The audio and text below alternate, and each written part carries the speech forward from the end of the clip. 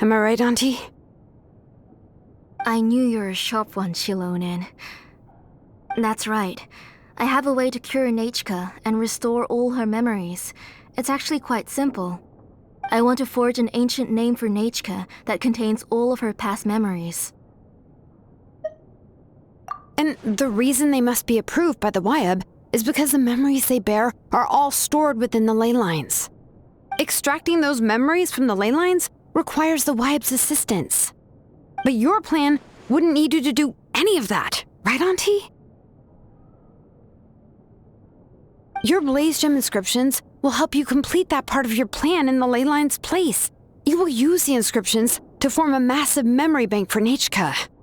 And the ancient names you're trying to forge will be used to extract corresponding memories from the memory bank. A memory bank? Wait, so the reason all those people were having trouble remembering stuff is because the Blaze Gem inscriptions took away any memories related to Nechka? Using other people's memories of Nechka to reconstruct her past? This is the first time I've heard of such an idea. You've seen through my plans, Xilonen. You're as outstanding as ever. Far more brilliant than me. I intend to use this method to collate all the memories related to Nechka and allow her to regain her past again. But wouldn't extracting memories like that hurt the person carrying the Blaze Gem inscription? Not at all. Every time a Blaze Gem inscription extracts memories, the process is under my precise control. That way, there's no chance of anyone in the tribe getting hurt. This is the central inscription that controls all the other Blaze Gem inscriptions, which will also soon serve as Nechka's ancient name. You made all of this yourself, plus Oli? Yes, it was lots and lots of work. It was truly exhausting. Or perhaps I've just grown old. You saw it yourself. I nearly fainted just from being in the sun. I could collapse tomorrow, or even in the next few moments. But Nechka's ancient name is still far from completion. I've solved the issue of storing memories, but I still don't know how to connect Nechka up to this central inscription. I've thought you just modify your own ancient name. I considered it, but this matter doesn't have anything to do with my ancient name. It's of no help to me, and I don't need its help now. You know the price to pay for making something like this. Yes, I do. But as long as I can get my Nechka back, I'm willing to do whatever it takes. Otherwise, Nechka won't have any chance of reclaiming her past once I'm dead and gone. She won't remember me, and she won't even remember why her name is Nechka. When that time comes, she will be left to drift around the world all alone, unknowing of where she came from or where she should go. She is my daughter, the one to whom I gave the Nechka name. Whether it be as her mother or as a name engraver, I can't simply stand by and let her name disappear. Xilonen! I'll take the central inscription with me. I'm going to completely disassemble it to confirm its components and uses, and I won't make any promises until I've checked everything. Say goodnight to Nechka for me, Auntie. Oh, wait. I've also finished the inscriptions for the Traveler in Paimon. Let me fetch them for you.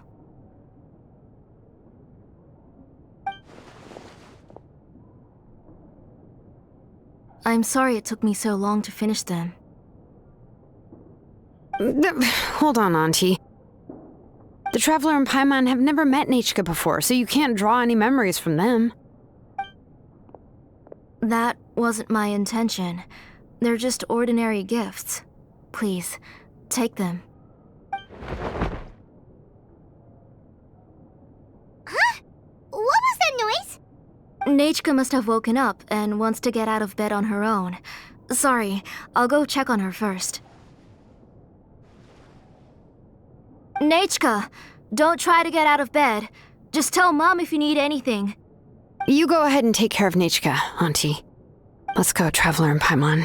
There are a few things I want to tell you.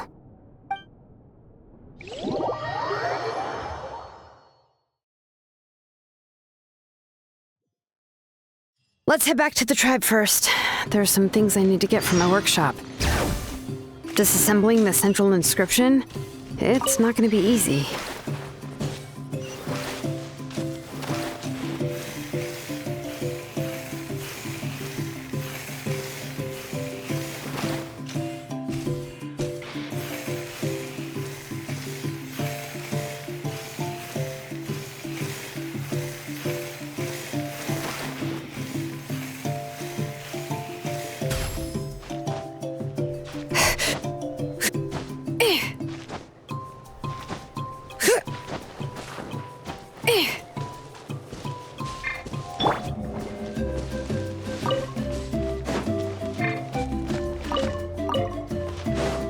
All right.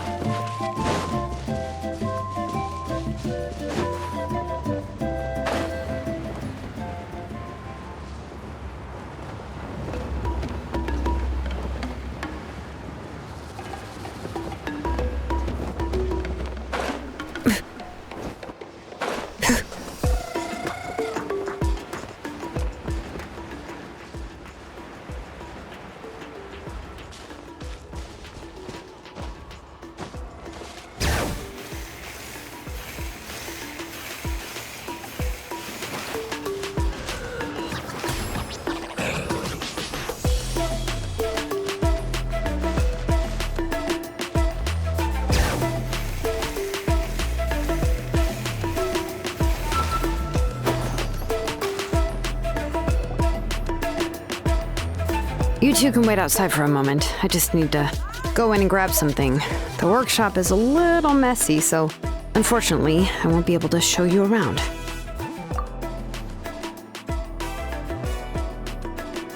Oh, yeah, that's not really what I mean. It's not the mess that's really the problem. It's just that the workshop is cluttered with way too much stuff. Books, files, and even ancient texts I got from the Masters of the Nightwind. Everything's piled up to the ceiling. You probably won't know where to step once you're inside. Kachina suffered quite an unfortunate series of events the last time she went inside. Well, I suppose it was my fault for being so focused on searching for information at the time that I forgot to lock the door.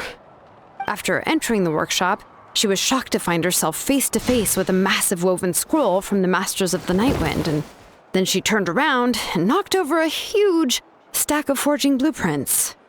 She tried to step out of the way, but tripped on a poster tube that was behind her, and then, boom! The forging blueprints came crashing down right onto her head. Oh no!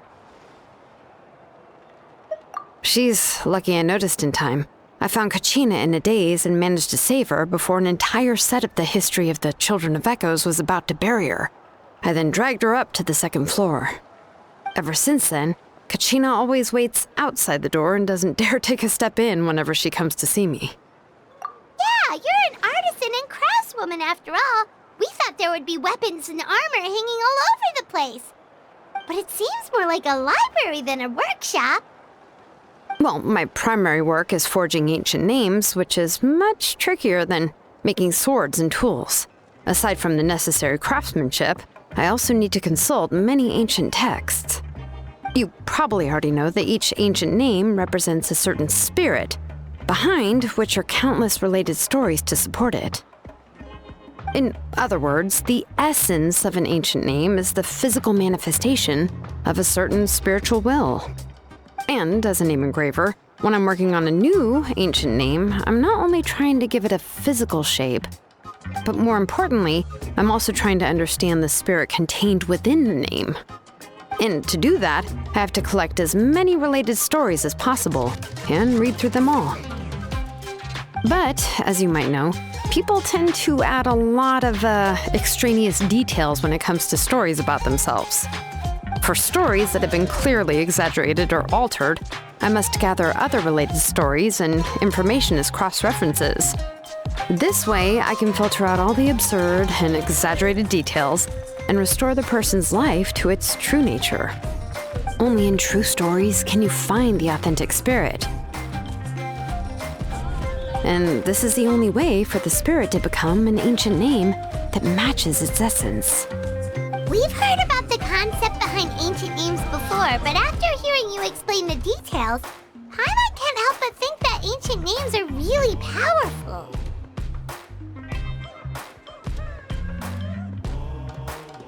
Well, no matter how powerful ancient names could be, they would never be able to suddenly turn into a blade or allow you to smash through an entire cliff in one punch.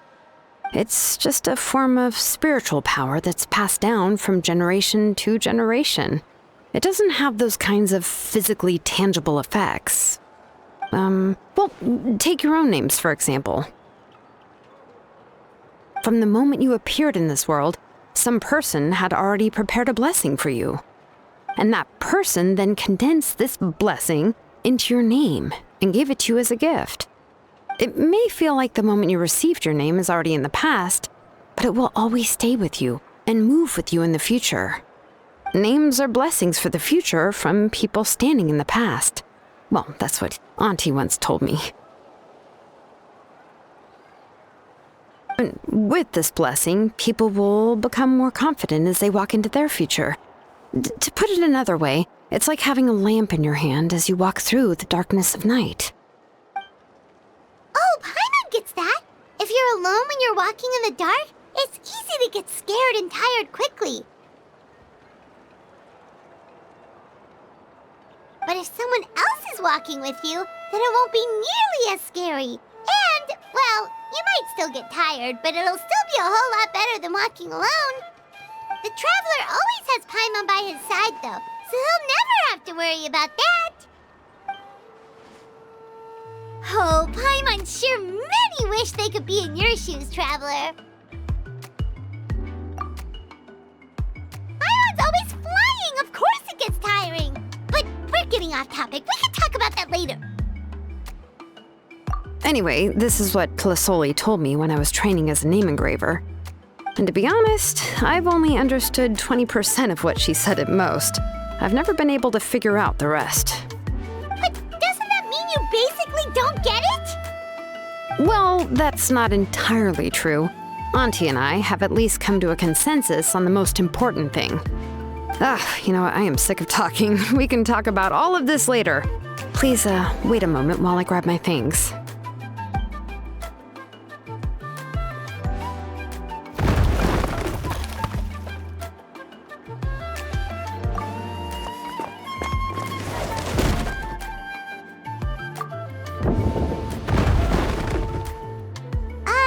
Did you hear a whole section of something collapse in there just now?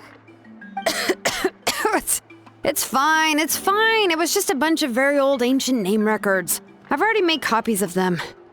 I kept this set of phlogiston wedges in the back, so it wasn't easy to take out. I had to resort to brute force. Come on, let's go disassemble the central inscription. It shouldn't take long.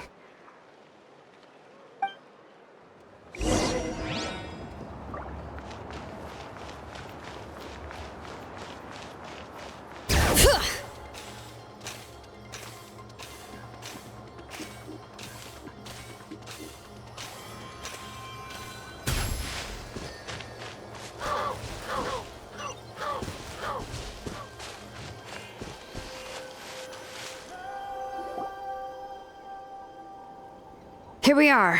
This is the place. This cliff is pretty high. What are we going to do here? Are we going to climb to the very top and then throw this inscription down the cliff? I'm going to use phlogiston to make an engraving circle on the cliff wall. That will allow me to investigate the internals of the central inscription. Now let me see if this thing can even turn on. I was still an apprentice last time I used it. Before we attempt to engrave the inside pattern of an ancient name with phlogiston, we always use this to draw out the engraving diagram on a cliff or open ground. Only after we've confirmed that phlogiston can flow properly through the internal engravings can we start formally working on the small internal engravings of the ancient name. If we want to dismantle the central inscription in a non-destructive manner, we'll have to use this thing. I really don't want to engrave such a large diagram with my bare hands. Oh, so you'll be able to see what it looks like on the inside without ruining Tlasoli's inscription? For the most part.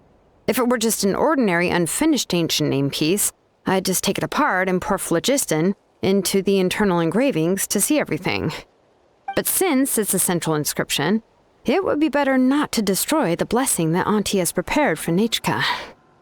So, Xilonen, does this central inscription fall under the 20% you understand about ancient names, or the other 80% you don't understand? Oh, don't worry. As I said, Auntie and I share an understanding of the most important principle, which is names are intrinsically valuable. Only by having names can things be sorted and categorized. They allow the world to become more orderly and identifiable. For example, when I order ore, I would usually say I need volcanic crystals of about 35% purity and no more than 3% of impurities. Without specific names, I would only be able to go to the ore merchant and say, I want this and this. No, this isn't it. That one. No, not that one either. Yeah, you see what I mean? Names are a crucial part of how we standardize our workflow. Without names, the work would be impossible. Yes, because forging ancient names is first and foremost a technical job. There's no debating that. As for the question of why it's important, as long as it does not affect your ability to perform your work, you'll gradually understand it as you put the process into practice. After all, creating an ancient name is quite the complicated process. Well, let me break it down even further. We're not in the tribe right now anyway. Essentially, by forging ancient names, I'm assigning nicknames to the heroes in Natlan's history. Giving someone a name is a subjective expression. You just need to express your hopes and wishes for them. But giving someone a nickname is a much more objective expression. To come up with a fitting and accurate nickname requires much thought and observation. If ancient names or nicknames aren't descriptive enough, no one will remember them anyway. So the best I can do is gather all the information I could and try to come up with the most fitting nicknames possible. Even a minor mistake in the process could cause people to misunderstand the nickname. For a name engraver such as myself, such mistakes would be considered a major blunder. Paimon isn't trying to come up with a nickname for Xilonen. Besides, all of Paimon's nicknames have been very descriptive. Everyone can remember them. Phew, now I'm curious. Why don't you, come up with one for me? Are you serious? Of course. This is also my line of work, you know. Go ahead. A nickname? Xilonen.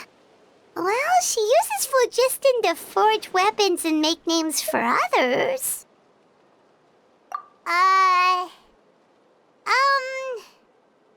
Smith? Yeah, not bad, and quite fitting too. I'll remember it. But, you should keep observing my work, Paimon. Maybe you'll come up with an even better nickname. Right, okay, time to make like a smith and start smithing. Watch closely.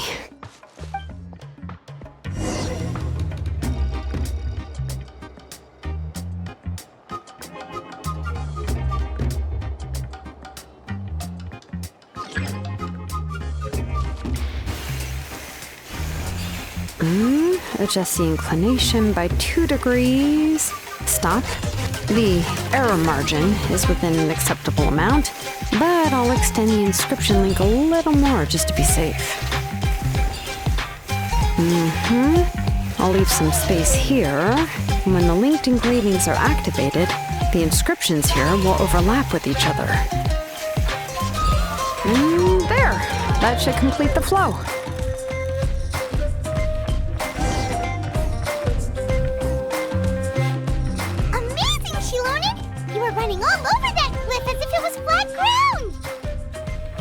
Oh no, it doesn't have anything to do with my tribe, it's just the phlogiston adhesive I have on my shoes. But after all that running around, I'll have to infuse them with more phlogiston again. I should prepare a spare supply of phlogiston to bring with me next time. more or less, yeah. I usually have at least the key equipment on hand. I can show them to you when we next find the time, but let's get to work first. Let me see. Start with Anchor 1 and activate it with Density 3 phlogiston.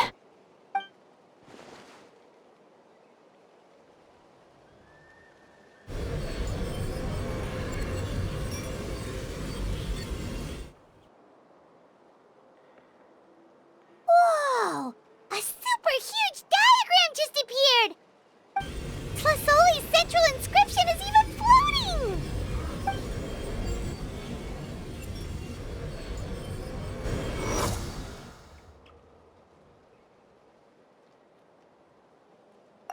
So are you done checking the inscription, Xilonen? How does it look? I didn't find any anomalies in the phlogiston engraving. All the adjustments are indeed based on ancient name engraving techniques. That means we can help Tlasoli and Nechka now,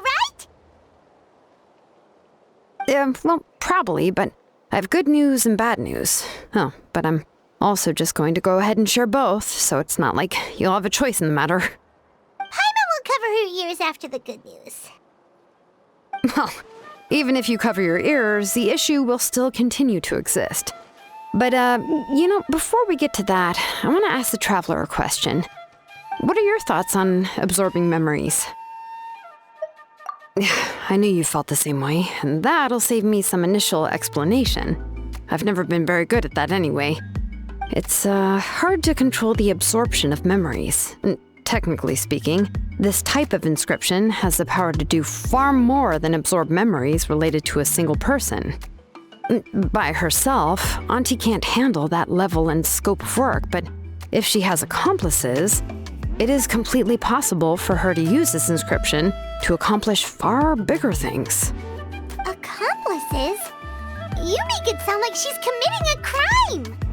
Well, here's the good news. Yes, this blaze gem inscription would be the perfect tool to commit crimes, but we haven't found any accomplices or signs that she intends to put it to such uses.